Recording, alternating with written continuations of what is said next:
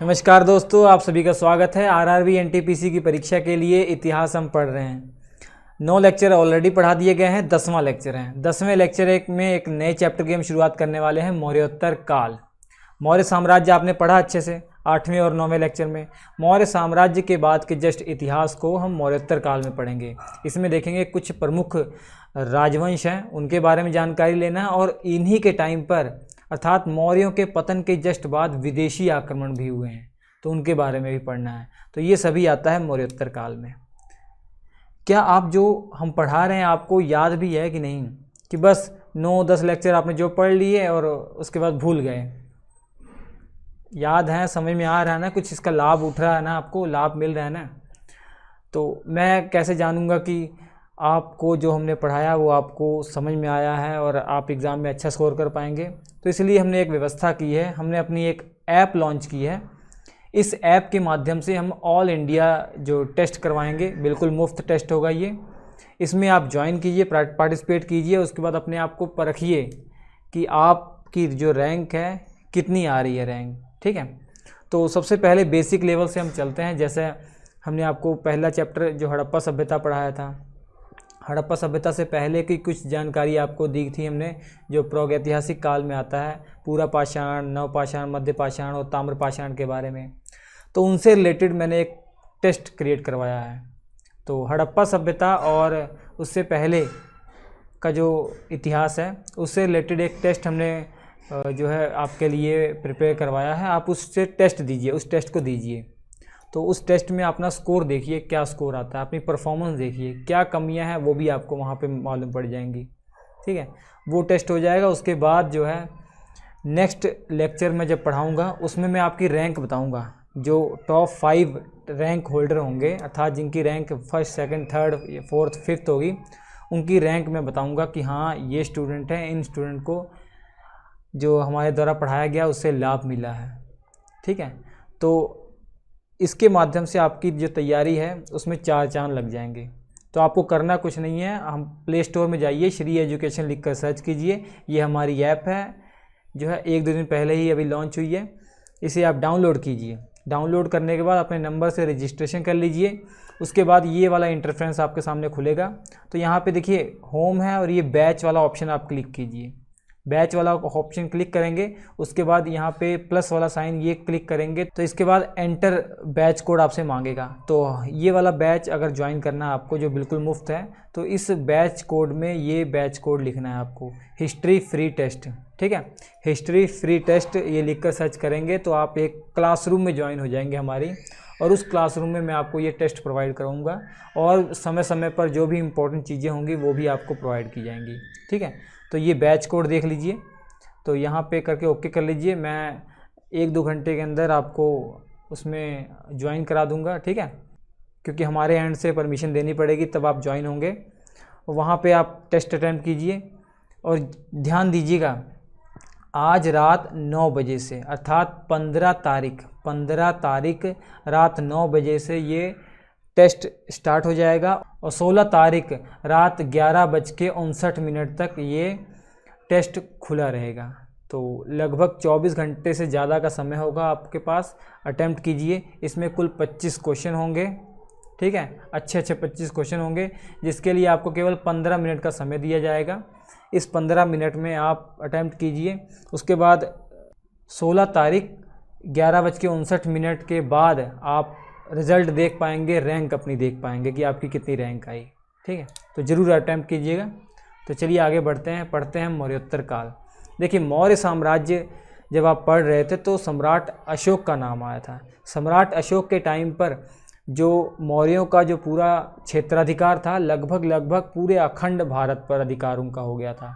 हालांकि जो दक्षिणी का थोड़ा बहुत हिस्सा छोड़ दिया जाए तो पूरे अखंड भारत पर उनका अधिकार हो गया था। अखंड भारत का मतलब क्या है? जो आज का पाकिस्तान, अफ़गानिस्तान और बांग्लादेश, ये जो क्षेत्र हैं, यहाँ तक इनका अधिकार हो गया था।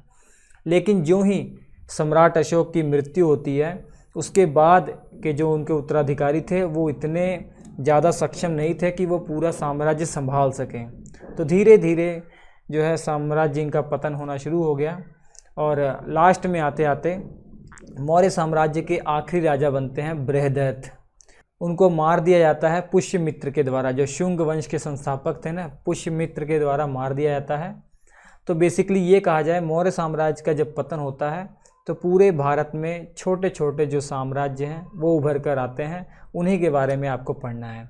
लेकिन मौर्योत्तर काल की विशेषता ये है कि जो देसी राज्य थे, जो देसी राजा थे वो तो थे ही, वो कोई प्रॉब्लम नहीं, लेकिन अब विदेशियों का फिर से आक्रमण शुरू हो गया।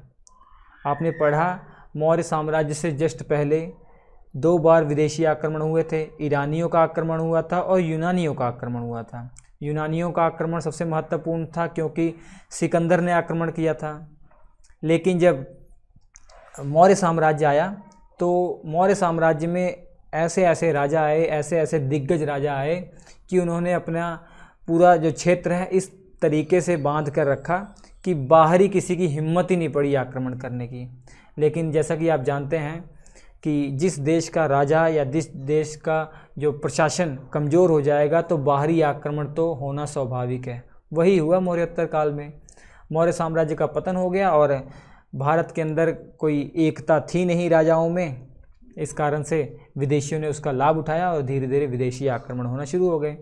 तो मौर्योत्तर काल के अंदर एक और तो देसी राजा चल ही रहे थे इस भारत में, एक और देसी राजा जो थे वो राज कर रहे थे, लेकिन उन्हीं के समकालीन अर्थात पैरेलल में विदेशी आक्रमण भी हो रहा था। विदेशी आक्रमण फिर वहीं से हो रहा था, उत्तर पश्चिम इलाके से, जो पाकिस्तान अफ़गानिस्तान वाला जो क्षेत्र है वहीं से आक्रमण हो रहा था। पहले आक्रमण किया था हिंद यमन ने, ये भी यूनानी ही थे। उसके बाद आक्रमण हुआ था पहलव का, फिर शकों ने आक्रमण किया, फिर कुषाण वंश ने आक्रमण किया। इनमें सबसे महत्वपूर्ण कुषाण था और देसी राज्य के अंदर जो सबसे महत्वपूर्ण वंश था वो सातवाहन वंश है। लेकिन सबके बारे में हम चर्चा कर रहे हैं एक एक करके। तो फिलहाल आज के लेक्चर में हम देसी राज्य जो थे उनके बारे में पढ़ते हैं। तो सबसे पहला है हमारा शुंग वंश। तो शुंग वंश का जो टाइम पीरियड है 185 ईसा पूर्व से लेकर 75 ईसा पूर्व तक है। लेकिन देखिए, मैं आपको क्लियर कर देना चाह रहा हूँ, मौर्योत्तर काल के अंदर जो भी टाइम पीरियड होगा ना, ये आपसे पूछेगा ही नहीं, क्योंकि इस समय के जो राजवंश थे उनके बारे में जो जानकारी है वो अच्छे से विद्वानों को ही नहीं मिल पाई है। इनका इतिहास लिखने में विद्वानों को इतने पापड़ बेलने पड़े कि आप पूछ भी नहीं सकते हैं कि कोई जो साहित्य है वो कुछ और कहता है, कोई अभिलेख कुछ और जानकारी देता है, तो विद्वानों को बहुत ही ज़्यादा दिक्कत हुई। तो टाइम पीरियड आपसे नहीं पूछा जाएगा, ये टाइम पीरियड लिखा हुआ है कि आप अपने दिमाग में एक मैप की तरह बना ले कि हाँ कब कब क्या हुआ था। तो शुंग वंश आया किसके बाद? मौर्य साम्राज्य के बाद। आपको बताया था कि मौर्य साम्राज्य के अंतिम शासक कौन थे? बृहदर्थ। बृहदर्थ की हत्या किसने की? मौर्य साम्राज्य के ही सेना में एक सेनापति थे, पुष्यमित्र शुंग इनका नाम था। इन्होंने बृहदर्थ की हत्या कर दी और शुंग वंश की स्थापना की। ठीक है। और शुरुआत में जो है इनकी राजधानी पाटलिपुत्र ही थी, लेकिन बाद में इन्होंने अपनी राजधानी विदिशा में बना लिया। विदिशा जो क्षेत्र है ये कहाँ पे है? मध्य प्रदेश में है। आज का जो मध्य प्रदेश है वहाँ पे ये क्षेत्र है।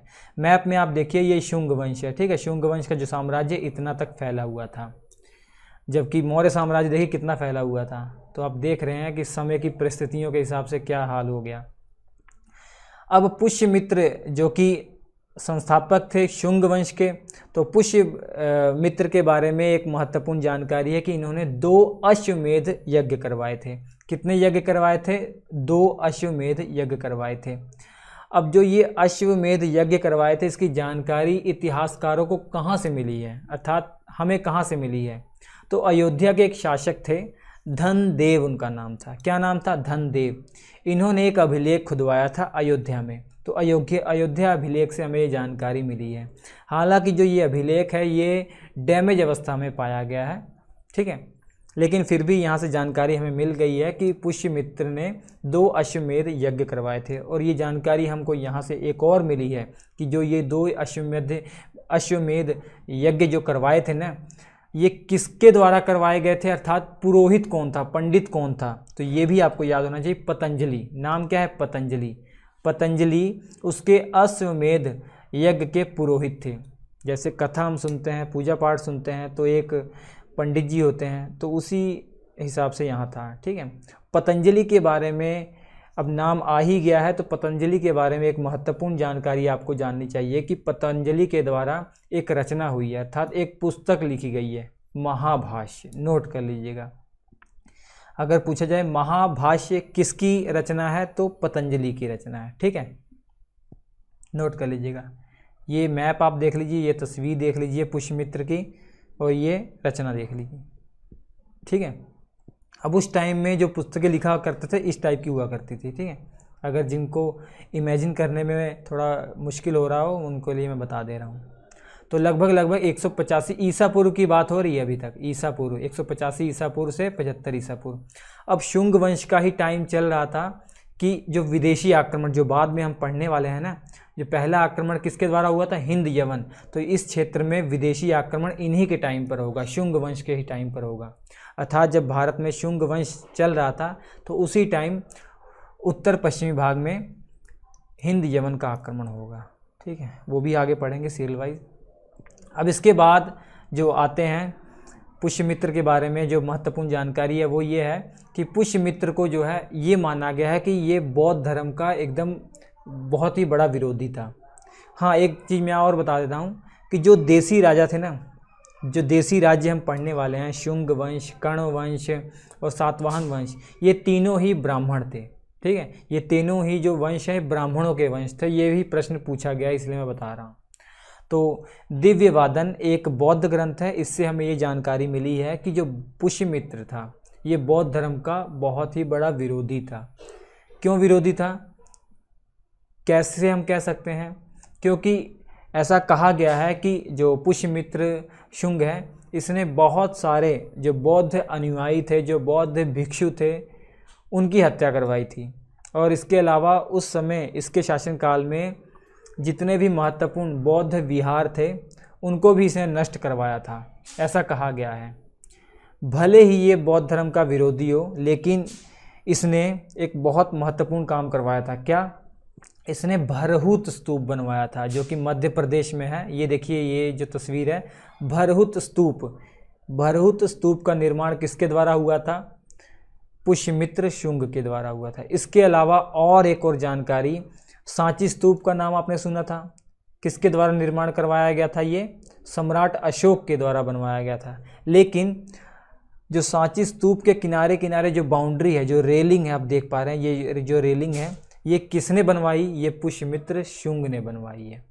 ठीक है, भले ही उसे बौद्ध ग्रंथों में ऐसा कहा गया है कि पुष्यमित्र शुंग जो है ये बौद्ध धर्म का विरोधी था, लेकिन फिर भी इसने बौद्ध धर्म के लिए ये काम किए हैं। ठीक है, जो स्तूप होता है ये आप जानते हैं बौद्ध धर्म के लिए होता है, बौद्धों के लिए होता है कि महात्मा बुद्ध के इसमें अवशेष रखे जाते हैं, ऐसा कहा जाता है।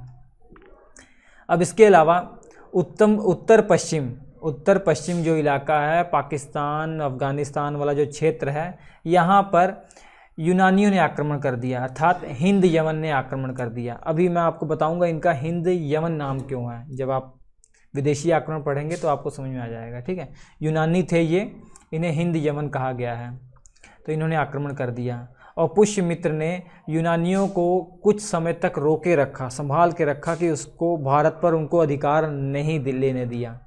ठीक है, लेकिन अभी आप जब हिंद यवन के बारे में डिटेल में पढ़ेंगे तो आपको मालूम पड़ेगा कि पुष्यमित्र शुंग ही यहाँ पे जो राज कर रहा था, इसलिए ये आगे तक ज़्यादा नहीं बढ़ पाए थे। जो आज का पंजाब वाला जो क्षेत्र है, यहीं आसपास ही मंडराते रह गए थे, आगे नहीं बढ़ पाए थे। अब इसके बाद देखिए, पुष्यमित्र की जो मृत्यु हो जाती है तो उसके बाद उसका पुत्र अग्निमित्र, उसके पुत्र का क्या नाम था पुष्यमित्र के बाद? अग्निमित्र, ये साम्राज्य संभालता है शुंग वंश का। अब एक महत्वपूर्ण और जानकारी, कालिदास के द्वारा एक बहुत ही महत्वपूर्ण रचना है मालविकाग्निमित्र।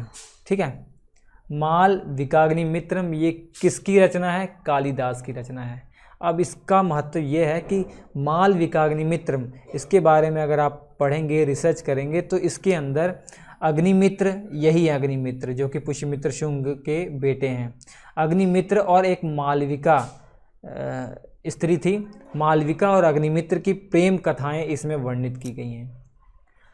अग्निमित्र और मालविका की जो प्रेम कथाएं हैं वो किस में वर्णित हैं? कालिदास के द्वारा जो एक रचना है, एक नाटक लिखा गया है मालविकाग्निमित्रम, इसमें की गई है। ठीक है, नोट कर लीजिएगा। इसके बाद देखिए अग्निमित्रम के बाद भी जो शासक थे उनके नाम मैं आपको बता दूं, उनके बारे में ज़्यादा पढ़ने की जरूरत नहीं, महत्वपूर्ण नहीं है। अग्निमित्र के बाद आए थे वसुज्येष्ठ आए थे, उसके बाद वसुमित्र आए थे, फिर आंध्रक आए थे, इन्हें भद्रक भी कहीं कहीं कहा गया है, पुलिदक आए थे, उसके बाद घोष आए थे, वज्रमित्र आए थे, भागभद्र आए थे और देवभूति आए थे। ठीक है, देवभूति आखिरी राजा थे शुंग वंश के, नोट कर लीजिएगा। देवभूति आखिरी राजा थे जो है शुंग वंश के। अब ये जो राजा आए थे इनकी जानकारी हमें कहाँ से मिली है, तो पुराणों से मिली है। ठीक है, इनका स्रोत जो है जानकारी का पुराणों से हमको मिली है। अब शुंग वंश आप पढ़ रहे हैं तो एक बहुत महत्वपूर्ण जानकारी आपके लिए जानना जरूरी है। ये आप देख रहे हैं तस्वीर में, ये है गरुड़ स्तंभ, इसे हेलियोडोरस स्तंभ भी कहा जाता है, हेलियोडोरस पिलर भी कहा जाता है। ये मध्य प्रदेश में है। अब इसकी खासियत ये है कि इसे बनवाया गया था 110 ईसा पूर्व में, हेलियोडोरस के द्वारा ही बनवाया गया था। तो गरुड़ स्तंभ किसके द्वारा बनवाया गया था? 110 ईसा पूर्व के आसपास हेलियोडोरस के द्वारा बनवाया गया था।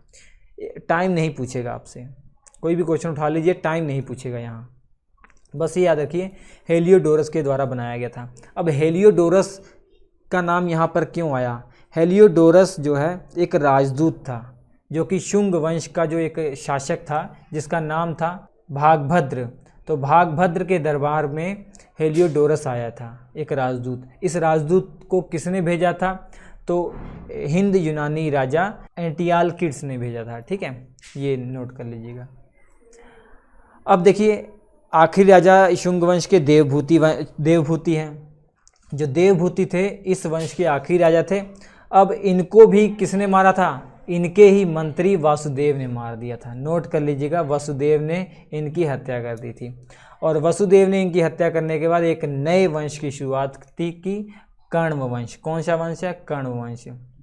अब इनके जो खानदान के साथ, इनका जो साम्राज्य के साथ वही हाल हुआ जो इन्होंने मौर्य साम्राज्य के साथ किया था। मौर्य के जो आखिरी राजा बृहदर्थ, उनकी हत्या की गई थी पुष्यमित्र के द्वारा।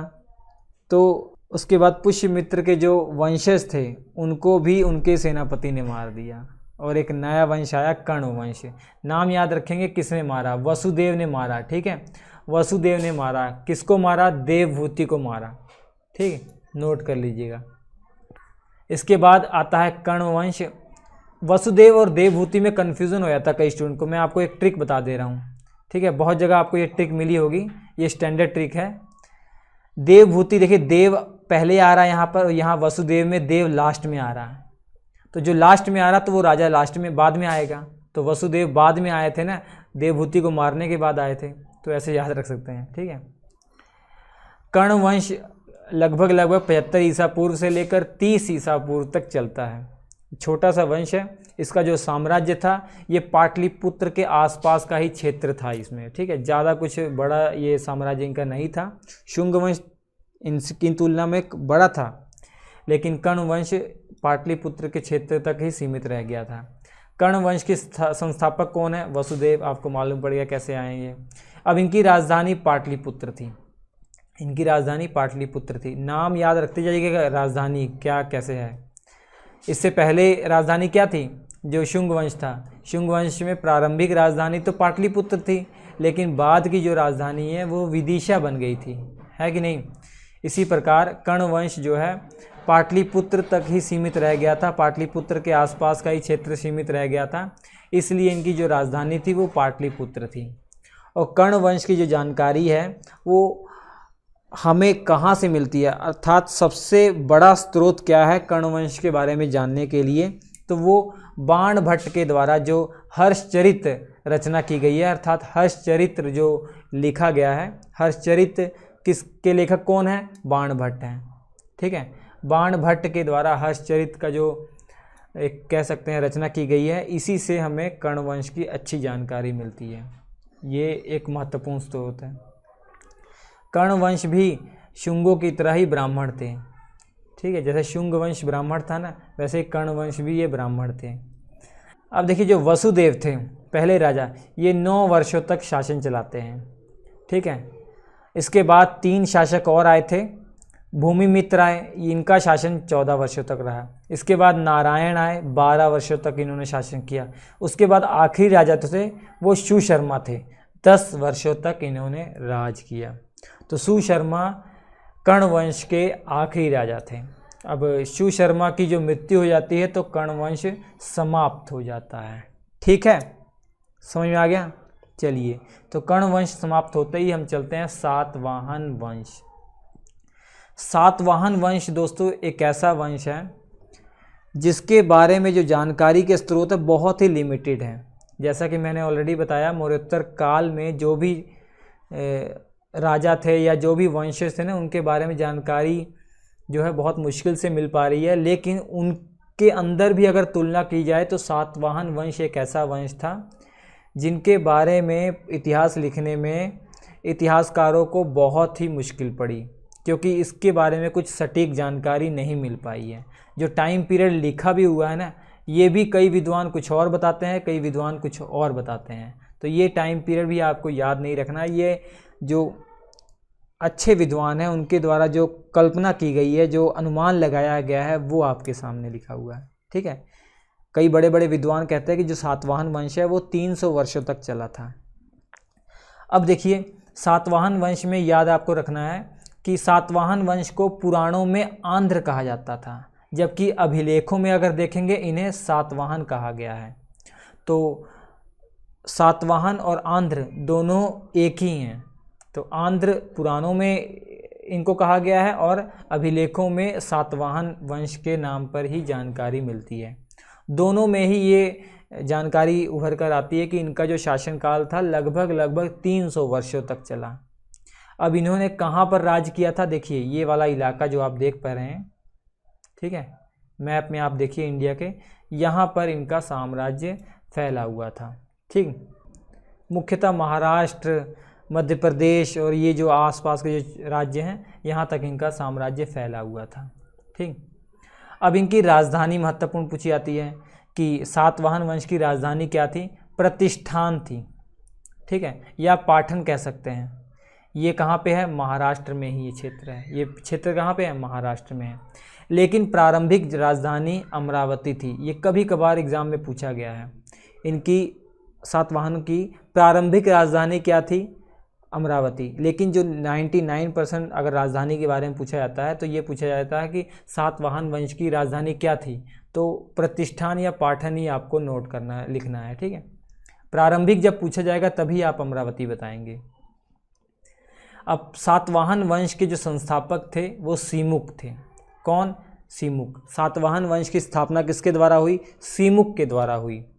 पुराणों की अगर माने, पुराणों में ये कहा गया है कि जो सीमुक था इसने कर्ण वंश के अंतिम राजा सुशर्मा या सुशर्मन भी कहा गया है इन्हें, उसकी हत्या की थी और कर्ण वंश को समाप्त कर दिया गया था जो पाटलिपुत्र वाले इलाके में था। लेकिन कई विद्वान इस बात से सहमत नहीं हैं। कई विद्वान इस बात से सहमत नहीं हैं।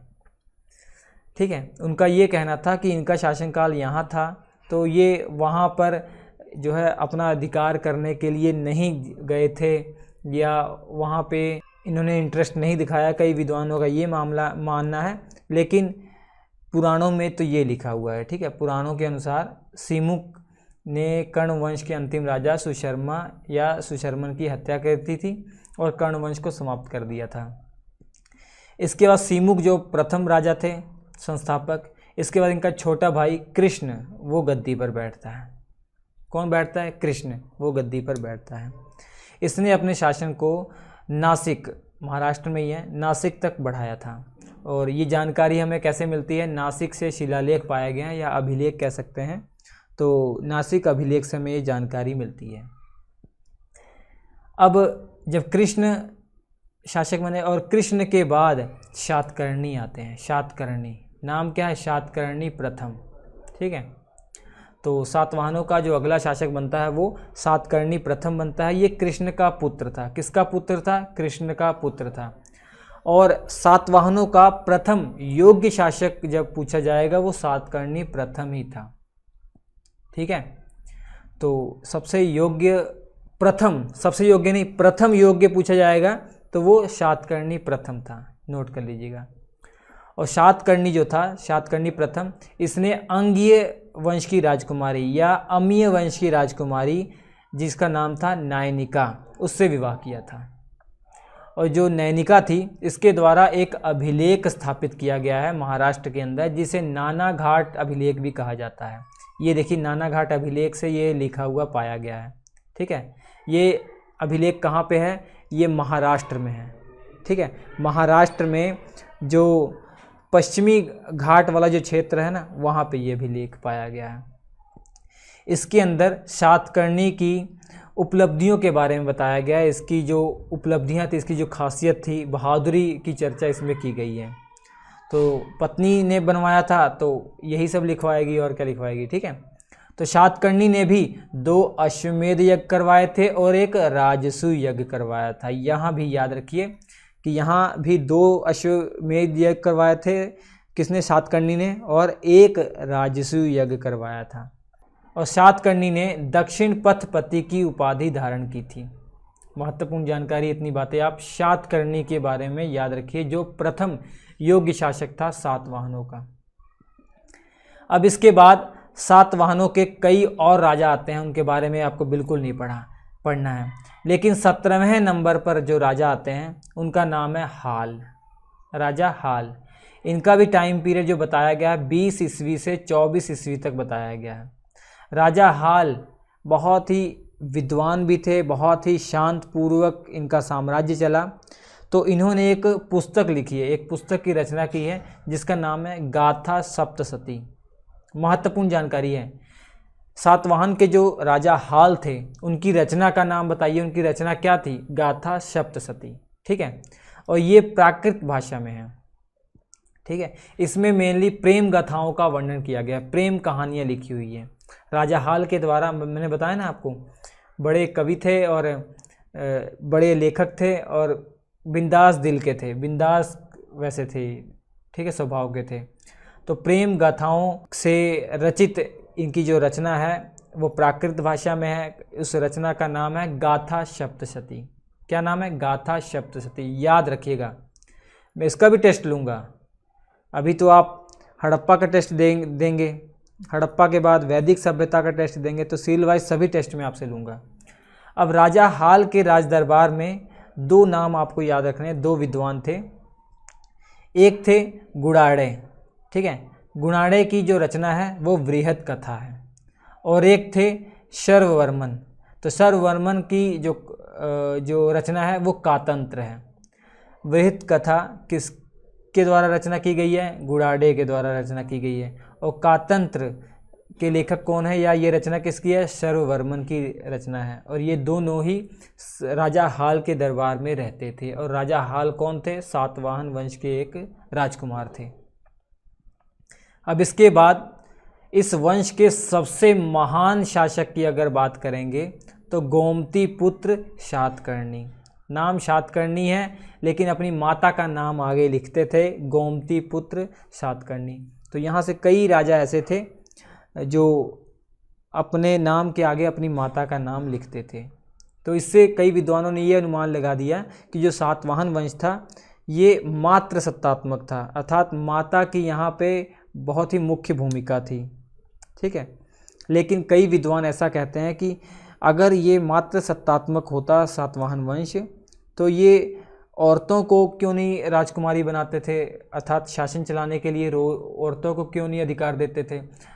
तो जो शासन संभालता था वो केवल पुरुष ही क्यों संभालता था। तो कई विद्वानों का मानना है कि जो औरतें थी उनकी स्थिति बढ़िया थी, लेकिन जो पितृ सत्तात्मक ये यहाँ पर प्रशासन था। ठीक है, यहाँ की जो व्यवस्था थी वो पितृ सत्तात्मक थी, ना कि मात्र सत्तात्मक। लेकिन कई विद्वान मात्र सत्तात्मक भी बताते हैं। ठीक है, ये याद रखिए, पूछेगा नहीं, आपकी जानकारी के लिए बता रहा हूँ। ठीक, अब गोमती पुत्र जो सातकर्णी है, इनका जो टाइम पीरियड 106 ईस्वी से 130 ईस्वी तक। अब एडी की बात हो रही है, ईस्वी एडी की। ठीक, अब नासिक अभिलेख से ये हमें जानकारी मिली है कि गोमती पुत्र सातकर्णी को एकमात्र ब्राह्मण या आदित्य ब्राह्मण कहा गया है। और ये भी ये कहा करता था जब ये शासन करता था कि मैं एकमात्र ऐसा ब्राह्मण हूँ जिसने क्षत्रियों को भी हरा दिया है। ठीक है, महान जो क्षत्रिय थे उनको भी हराया है। तो ये सही कहा उन्होंने, क्योंकि हमें नासिक अभिलेख से एकमात्र ब्राह्मण और आदित्य ब्राह्मण का लिखा हुआ है गोमतीपुत्र शातकर्णी में के लिए कि गोमतीपुत्र शातकर्णी एकमात्र ब्राह्मण या आदित्य ब्राह्मण भी इसे कहा गया है। एक नोट लिख लीजिएगा, महत्वपूर्ण नोट है कि इसने निम्न उपाधियाँ धारण की थी। ये पूछी जाती है कि एकमात्र ब्राह्मण, आदित्य ब्राह्मण तो है ही, इसके साथ वेणकटक, ये 3 उपाधियाँ गोमतीपुत्र शातकर्णी के नाम पर हैं। ये एग्ज़ाम में पूछा गया है, इसलिए मैंने नोट बना के लिखवा दिया गया है। कौन कौन सी? एकमात्र ब्राह्मण, आदित्य ब्राह्मण या वेणकटक, ये किसकी उपाधियाँ हैं? गोमतीपुत्र शातकर्णी। ये तस्वीर देखिए गोमतीपुत्र शातकर्णी की बनाई गई है।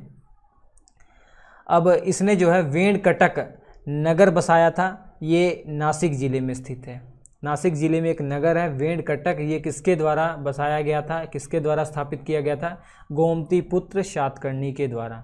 शातकर्णी प्रथम और गोमतीपुत्र शातकर्णी, ध्यान से समझिएगा डिफरेंस। कहीं प्रश्न आपसे गोमतीपुत्र शातकर्णी का पूछा जाए तो और आप शातकर्णी प्रथम का नाम लिख दें, नहीं। इसका देखिए 130 ईस्वी में गोमतीपुत्र शातकर्णी की मृत्यु हो जाती है। अब गोमतीपुत्र शातकर्णी की जब मृत्यु होती है तो उसके बाद विशिष्टिपुत्र पुलवामी जो है राजा बनते हैं सातवाहन वंश के।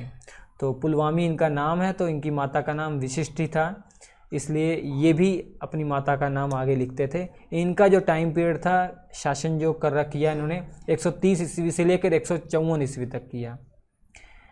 इन्होंने भी महाराज और दक्षिणापथेश्वर की उपाधि धारण की थी, ये नोट कर लीजिएगा।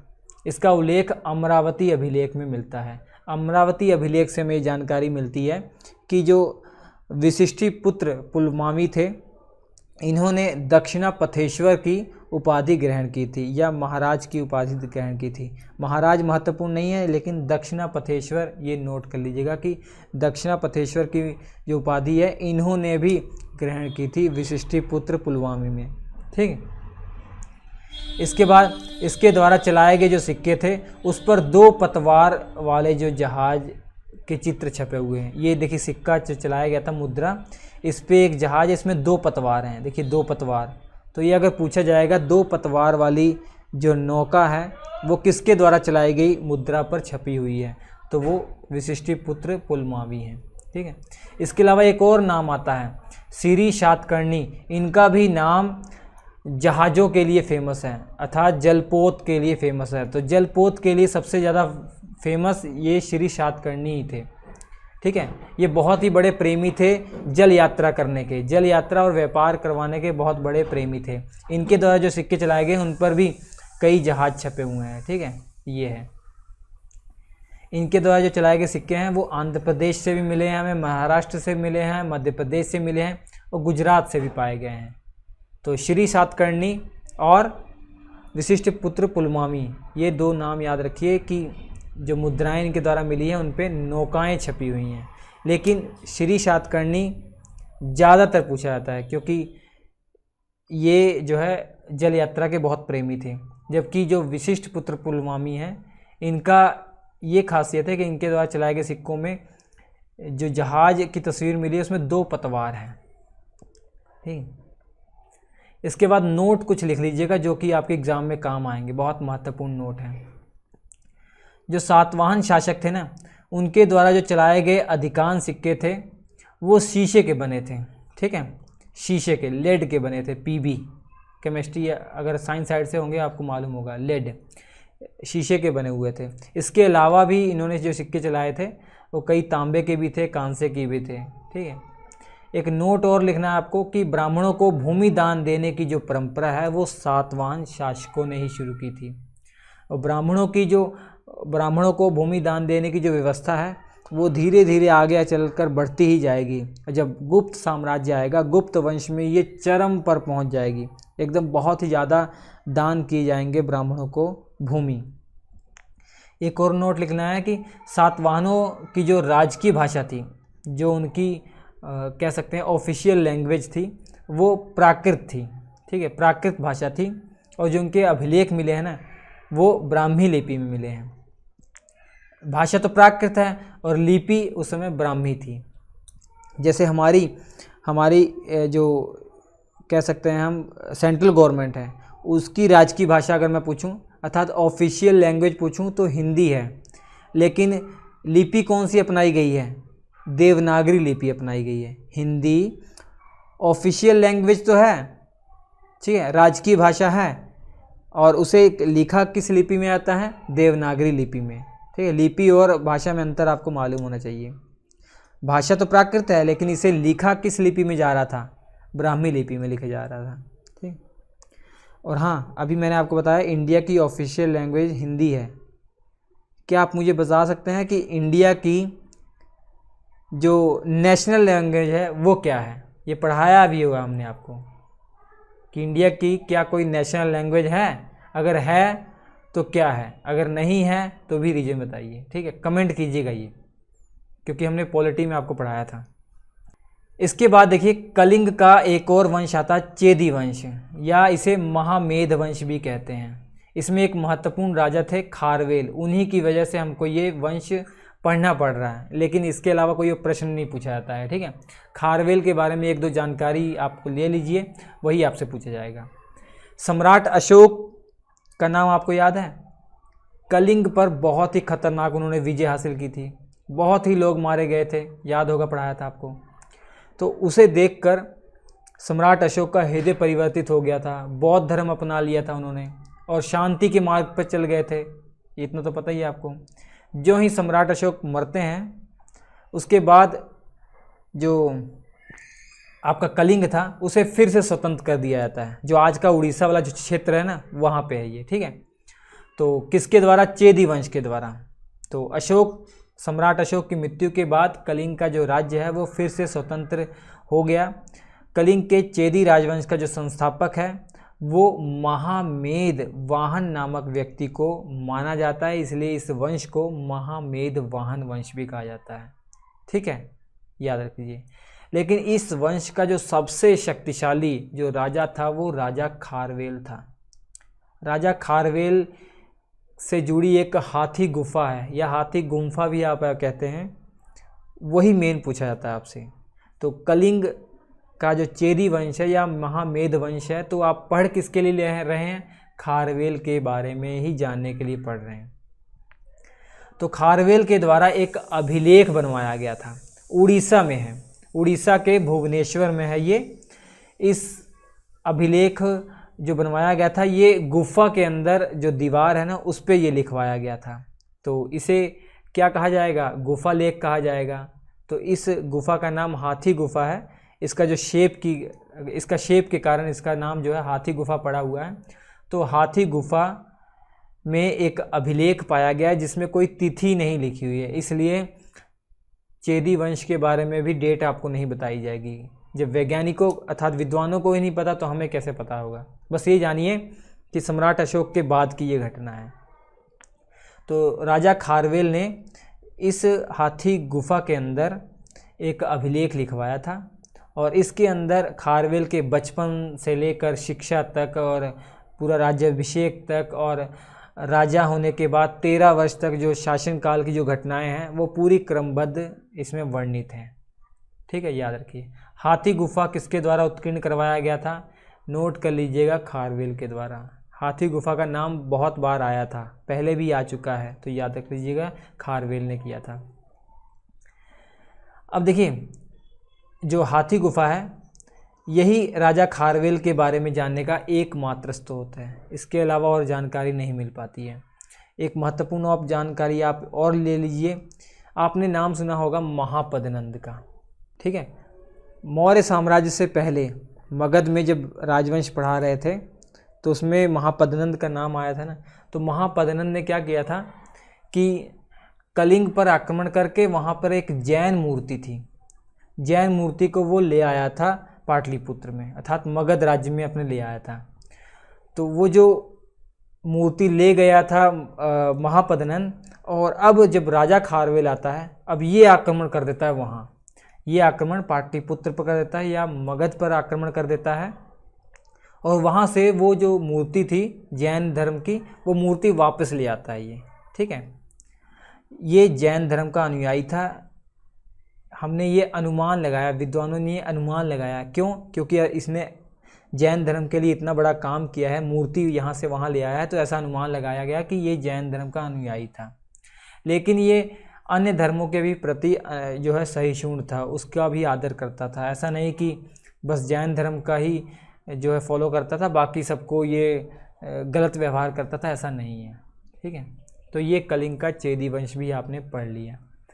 अब इसके बाद वाकाटक वंश भी आपको पढ़ना होता है, लेकिन ज़्यादा महत्वपूर्ण नहीं है वो, लेकिन फिर भी उसके लिए संस्थापक कौन थे ये आप जान लीजिए। तो वाकाटक जो वंश था, उसके जो संस्थापक थे वो विंध्य शक्ति को माना जाता है। वाकाटक जो वंश था ना, उसका जो शासन जो क्षेत्र था वो आज का जो मध्य प्रदेश और जो आंध्र प्रदेश का जो कुछ इलाका है वहाँ पर था, ठीक है। तो सातवाहनों के बाद ही ये अस्तित्व में आए थे, लेकिन महत्वपूर्ण नहीं है। संस्थापक आप याद रख लीजिए अगर याद रखना है। इसके बाद हम विदेशी आक्रमण पढ़ेंगे, ठीक है। विदेशी आक्रमण में हिंद यमन पहले आक्रमण करेंगे, फिर शक करेंगे, पहले करेंगे कुषाण करेंगे। इसके बाद जानकारी हम अगले लेक्चर में लेंगे, लेकिन टेस्ट जरूर अटेम्प्ट कर लीजिएगा, ठीक है। फिर रैंक में कल आपको बताऊंगा क्या होगी, first, second, third, fourth, fifth की। और कल रात 12 बजे के बाद आप खुद भी ऐप पर जाके अपनी अपनी रैंक देख सकते हैं, ठीक। चलिए हम आपसे मिलते हैं अगले एपिसोड, तब तक नमस्कार। स्क्रीन पे 4 लेक्चर आ रहे, देख लीजिए।